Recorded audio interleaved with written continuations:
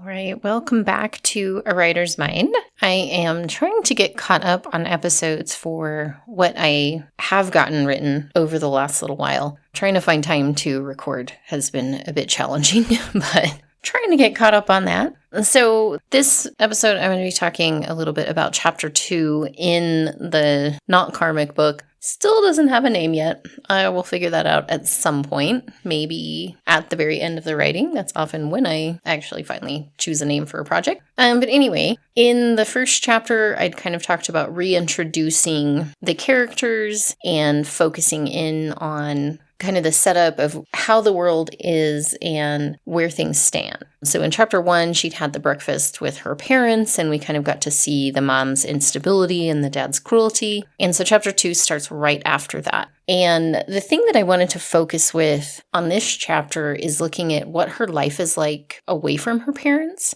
in the school setting, because she's kind of got 3 lives. Basically, she has who she is at home and how she acts there and the demands that are on her at home. Then she has school, which is kind of an extension of home, but she has a little bit more identity and freedom. She's still pretty boxed in, and she talks about that in this chapter, kind of comparing herself to her friend Riss. So I'm keeping Riss as a character, but she's going to be a little bit different than I'd had her before. I think in the first one, I'd kind of painted Riss a little bit as like a Miss Popular, kind of involved in the social scene, like pretty aware of what's going on, where I don't know that it was even like a conscious decision of how to change Riss in this one. Just as I started this chapter, she just kind of came together in a different way than what I'd had in the original version. And she really is kind of acting as a foil in some ways for Penelope. She's kind of showing the difference between that really super strict upbringing that Penelope has versus Riss, where her parents have kind of like, I don't know, whatever, this kid, like she's going to figure it out, but they've given up on trying to force her into a certain path. And so you kind of see the differences between them, where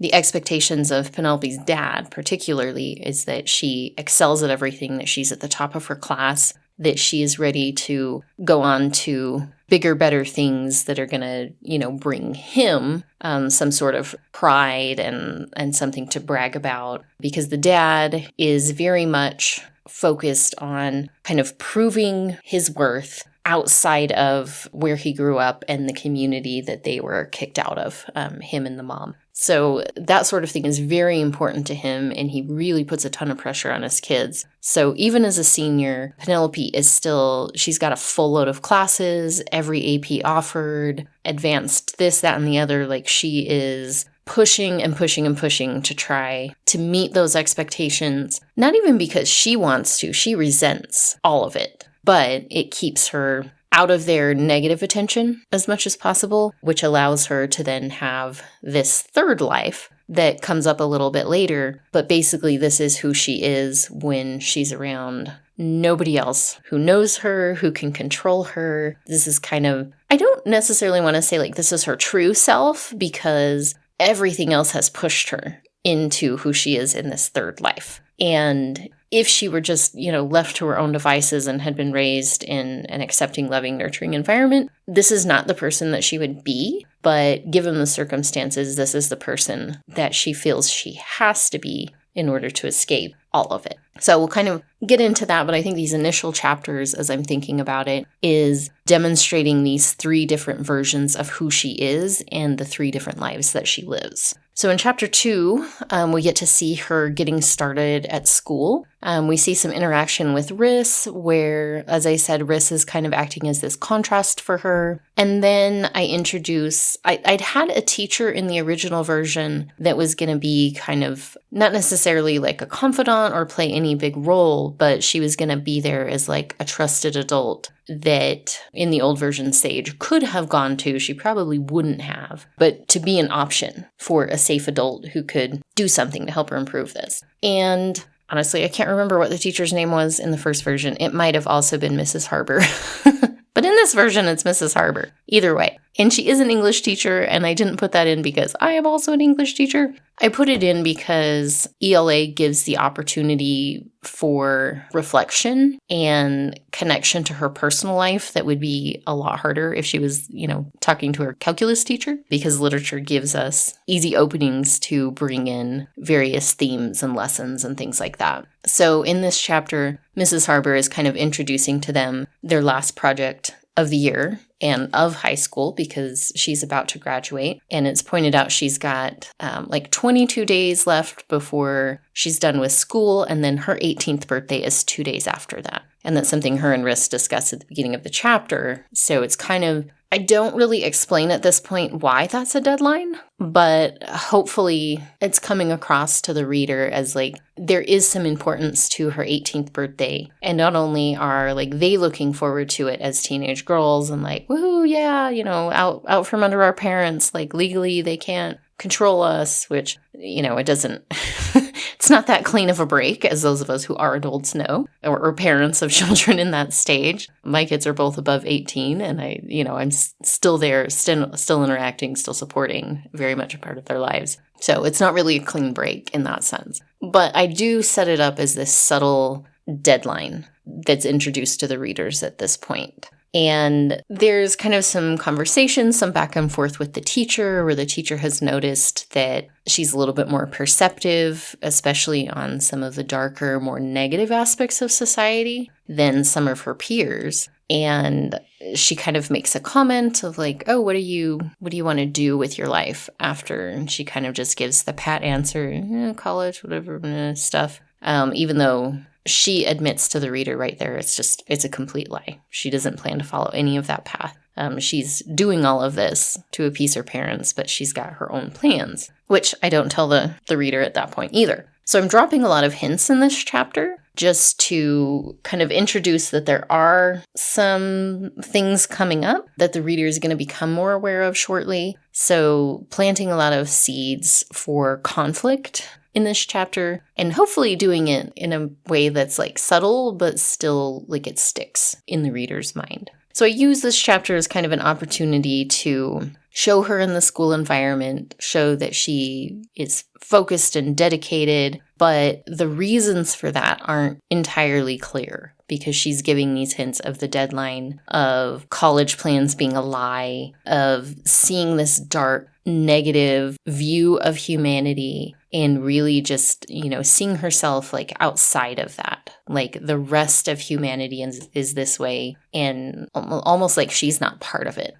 So hopefully this is kind of a chapter that gives readers a bit more of a sense of Penelope's headspace and where she's at. We don't really know. I mean, we've seen the family in chapter 1, but the reader doesn't know the full scale of her life and her situation at this point. And I'm trying to, follow the idea that you only give the reader as much as they need, information-wise, to understand that scene, and not overdo it, not explain more than needs to be explained in this part, because I want to show the reader who she is and what her life is like in these 3 separate spheres, rather than explaining it. Explaining stuff is really annoying after a while, so I'm trying to avoid that. So I'm setting up in this chapter person and sphere 2, and then introducing some of these deadlines that Penelope is facing, as well as who her potential support members are. And again, not that she's necessarily going to use all of these supports, but I want it to be clear that she does have people in her life outside of her awful family who she could go to, who are there in other instances that she might be able to turn to when things get particularly rough. And I also bring in this final project that she's doing for this English class. And I haven't totally planned out how I'm going to use that long term, but I'm using it to kind of introduce some themes that I want readers to have in mind and start thinking about a little bit. And so there's a couple books that are mentioned. One is Anna Karenina, which I've read, and didn't particularly love because it was way longer than it needed to be and had a lot of like relevant discussion of things that I didn't care about in relation to the story. And then The Road, which I actually have not read, but I have seen the movie, and I'm going to try to like work up to reading it one day because I find Cormac McCarthy fantastic writer. Like there's no argument there, but his stuff is so heavy. Like I really have a hard time reading some of his work because I'm just like, oh my gosh, like it's just more than I want to take on. I did read all the Pretty Horses a while back, and that was really interesting. Like I enjoyed it, but it was still heavy, but not as heavy as his other stuff. So I'm kind of just using some of these themes from classic literature that probably not as many people who read this are maybe going to be familiar with Anna Karenina, but hopefully most people have at least seen The Road or are aware of kind of what the story is. And kind of bringing some of those ideas of like recklessness on the side of Anna Karenina, and if you're focused on yourself, how that can lead your life to ruin in different ways. And then with The Road, kind of looking at that idea of like survival. Is survival enough? Like what's the point of surviving if, humanity is just worthless at that point? Like why survive? Why not just give up? And kind of looking at those things as we start to delve a little bit more into who Penelope is, why she's in the situation that she is, and what effect it's having on her. So with that, chapter 2, a little bit more introduction, but hopefully setting the stage a bit more for some things that are going to come up in the next couple of chapters. Chapter 3 is still in the school setting and is kind of following suit to give a little bit more insight to the reader about how school is performative for Penelope. She's got to put on a certain public persona. And again, it's not like for her benefit, it's to stay out of the negative attention of her parents, to blend in, to seem like just one of the many, many other students there. So this is the chapter where I bring Kendall in, and I did keep his name the same, and kind of his general character is pretty similar to what I had in the original version. He's not real bright, particularly. He's a little childish and whiny. He's very centered on physical affection and displays of such. And for new readers who haven't listened to this podcast and already know that the story involves dealing with Penelope's sexuality, I'm interested to see how this comes off to readers who are brand new, fresh to the story, because they won't know at this point why she despises Kendall so much. So I'll have to get some feedback on if she's coming off too harsh, if this makes her unlikable, if it's confusing. And like, it's okay if it's a little bit confusing, because it will be answered pretty quickly, any confusion. But I don't want her to come off as like so harsh that people are like, oh, geez, like I hate this character. What's wrong with her? Because hopefully Kendall also is pretty irritating to the readers, and they understand, even if they don't, they won't be aware yet of her battle with her sexuality. So hopefully they'll still pick up on the fact that like Kendall is just absolutely the worst as far as if a teenage boyfriend.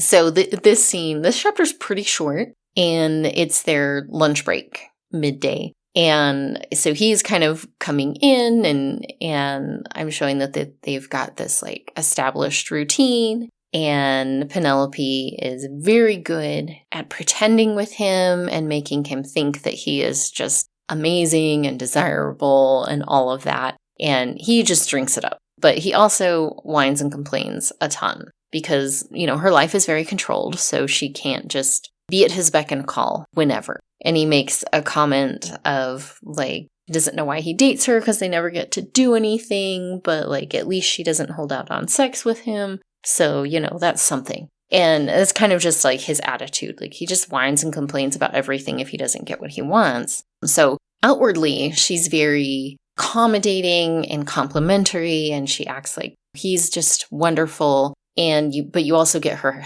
thoughts throughout this chapter of her like screaming at him in her head just how much she despises him and thinks he's an idiot, but she kind of needs someone who's like dumb enough not to notice that she's faking all of this, who is physically a little bit aggressive, but not actually like bold enough to do anything. He's more talk than anything else. So I'm trying to set the right impression with the reader about who Kendall is, why she's stuck with him. And she makes a comment that they've been together for 3 years. And she's been doing this. She knows her own sexuality, and he's been this cover for her for this long. And you kind of get the sense that as soon as she doesn't need him anymore, just drop it. So there's kind of that deadline coming back into play where he has no idea at all that this is coming, and he's just kind of, whining and complaining about her parents and their controllingness, and he sees nothing beyond his own needs. So, like I said, I'm hoping that Penelope doesn't come off as like too bitchy and harsh in this chapter. She is, but she has reason, but the reader isn't going to fully know what those reasons are. I also use his complaining to introduce to the reader some hints about why Iris's family is the way that it is. And he asks straight out when she's like, she can't commit to whether she can meet up with him later in the week because of her parents. And he's just kind of like, ugh, why are your parents such assholes? And she responds saying, well, getting kicked out of a cult will mess with a person. And then we get a little bit of her thoughts of that this was a like fundamentalist Christian commune. And, that might make you think of hippies, but this was like way different and way harsher. And she kind of her thoughts get interrupted, but that's where I, again, plant those initial seeds that her parents are the way they are because of their history. Also your personal choices, your past experiences don't determine your future. So they're making these choices as well. But starting to give a little bit of context for the family situation, because that's going to come up when she has to talk to the pastor in the next chapter. In chapter 4, she'll be in the meeting with the pastor, and that has changed quite a bit, which I was a little resistant to change, but I'll get into that later. So for this chapter 3, I think it's one that I'm definitely going to need some specific feedback from a variety of readers just to see like what the impressions are. And am I characterizing both Kendall and Penelope appropriately to get the response that I want? Because Penelope is going to make a lot of bad choices throughout this book. That is unavoidable. So there's going to be elements there that readers are not going to like, that they're not going to agree with, and may even be, kind of shocked or stunned by. But I want to keep a certain level of sympatheticness in how she's portrayed. And I'm hopefully doing that with her interactions with her parents, and then later with the pastor as well, of just showing like how much she's having to fight every aspect of her life to just get through it. And that puts a lot of pressure on a person. It pushes them to make more drastic, extreme choices that they wouldn't make normally. So I'm walking this really kind of difficult balance of keeping her sympathetic, somewhat likable, but also having her do some pretty awful stuff throughout the storyline. I know, and I'm already anticipating that is something that I'm really going to need some feedback on after the first draft is done, to just see like, am I hitting the right mark? Is she too unlikable? Because I've never really done a character before that has this extreme level of flaws, who's gonna do some really like unprotagonisty kind of things. And it's gonna be really challenging to make sure that like up until the right moment, like the reader is still rooting for her. They're still on her side, even if they're like, no, don't do that, that's terrible. But still kind of holding on to, but I get it, I understand why she's in this position, why she's doing the things she's doing. Yeah, they get it, but like none of us would do the same thing, as the readers looking at it. Like if we were in that position, I expect a lot of readers are going to say like, well, that's obviously, not a good choice. I wouldn't do that myself, but having some compassion for the situation she's in, which I think is going to be challenging. Like, we'll see. I don't know.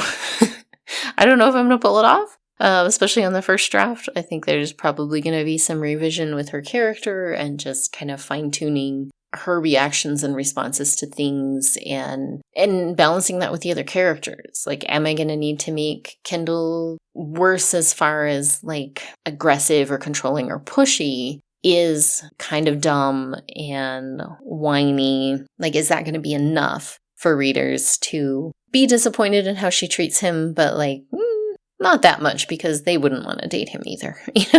Something along that line, where you're trying to gauge reader response and manage that in a way as far as how it's portrayed and how it's written, but also leaving that room to reader interpretation, because no writer is ever going to be able to completely control how a reader responds to or reacts to a part of the story or a character. Because everybody's personal life experiences play into that, and you have no idea what that is, and there's going to be such a wide variety. So you can't accommodate or control every reader reaction and response. That would be crazy to think you could. But I want like a general range of where I feel like, okay, I've written it this way. Most likely, this is how readers are going to respond, and I'll have, extremes on other ends, especially with this one. So yeah, it'll be interesting to kind of see the response there and where readers pick up and what I need to work on once I send this to a few people and start getting some feedback on stuff. So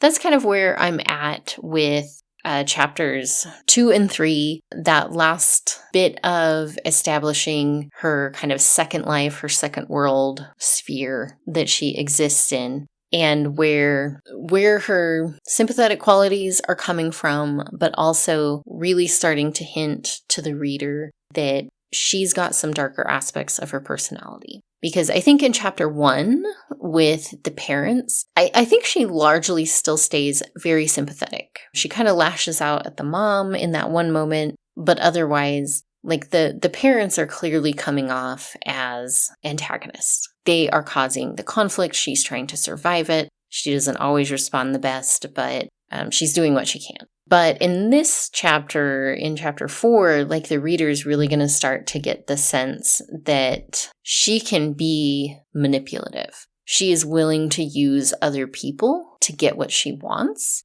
And in this case, it's kind of, using Kendall as a beard, basically, to outwardly present as heterosexual to classmates, to the wider world, to hide her true identity and sexuality. And even though readers don't know about her identity and sexuality issues at this point, I think it's pretty clear that she is using him as a cover for some reason. And they'll find out in the conversation with the pastor coming up next. But that's going to set off some alarm bells for readers and maybe rub some of them the wrong way, as they're wondering, why would she do this? Why would she think that's okay? And we'll get some more insight into that. But I think in this chapter, the first sense that she's maybe not as heroic or good at heart as the reader might want her to be. Because in chapter 2, you're told as the reader that she's lying about a couple of things. And then we see this where she's clearly using Kendall for some purpose. We don't quite know what yet. So I'm just establishing some of those flaws and negative characteristics that are needed, for one, so I don't, surprise readers later on when things start to get worse. I don't want to present her as like this angel and then boom, total 180 different personality in the later chapters where we see that third identity and that third life that she lives in. Again, I guess these 2 chapters here are really about planting seeds for the later conflict, for the things that the readers are going to have to confront as they're reading, and kind of setting some expectations that she is not your typical protagonist who's going to fix things or save everyone or whatever. This is going to be a much more complicated journey than maybe what the reader might think in the first chapter or 2. So that's kind of where those 2 chapters landed. I'll get into chapter 4 in the next episode because there's kind of a lot to untangle in that one. But yeah, just kind of wanted to catch up on where we're at there. Because I think this is the one I'm going to come back to and get a little bit more writing done on this week. But for now, hopefully those little bits and hints that I'm planting in these 2 chapters are effective. Really going to be interested to see the feedback on these ones about what might need to be adjusted or altered, and just kind of reader response to Penelope as she's unveiled a little bit more in her true self. That is it for this episode. If you're interested in any of my other works, you can find me online at delcheriespinner.com. Otherwise, just, search Delcherie. It's pretty easy to find me overall. And thank you guys for listening. The music for the podcast is from Mon Plaisir. And I will be back soon with another episode.